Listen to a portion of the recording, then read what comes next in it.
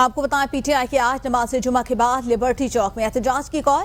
Lahore police ने भी दफा 144 की पासदारी करवाने के लिए कमर कस ली।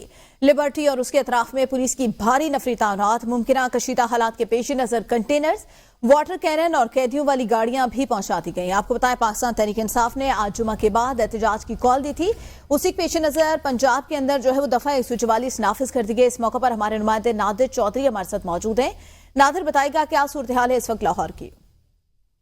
जी बिल्कुल, हम इस वक्त मौजूद हैं मेन बुलेवार्ड गुलबर्ग पे और ये वो रास्ता है जो कि लिबर्टी की जानिब जाता है। आज पीटीआई की जानिब से जो है बाद नमाज जुमा जो है एहतजाज की कॉल दी गई है। उस एहतजाज की कॉल के पेश नज़र यहाँ पर थाना गालब मार्केट की हदूद में जो है वो कंटेनर्स की एक बहुत बड़ी तादाद यहाँ पर मौजूद है। मैं अपने कैमरामैन नईम से कहूँगा कि वो आपको दिखाएँ कि यहाँ पर जो सर्विस लाइन है वहाँ पर कंटेनर्स जो है वो कतार दर कतार जो है वो खड़े किए गए हैं, जो कि मुमकिन एहतजाज के पेश नज़र रास्तों को बंद करके एहतजाज को रोकने के लिए जो है वो इस्तेमाल होंगे। इसके अलावा प्रिजन वैन्स यहाँ पर मौजूद हैं।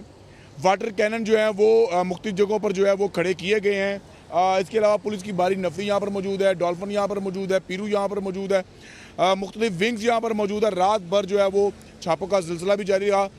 आज दफ़ा 144 है। आज तालीमी इदारे तमाम के तमाम बंद हैं।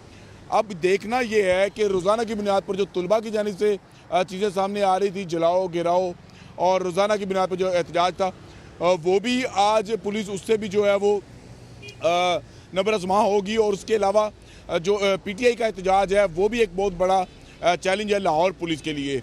सारी रात लाहौर पुलिस जो है वो मुतहरिक दिखाई दी और अभी भी जो है यहाँ पर एक सिचुएशन जो है, जो सूरत हाल जो है वो, ताकि लोगों में हाइप क्रिएट ना हो, कंटेनर जो हैं वो यहाँ पर लगाए गए हैं जो पार्किंग एरिया है।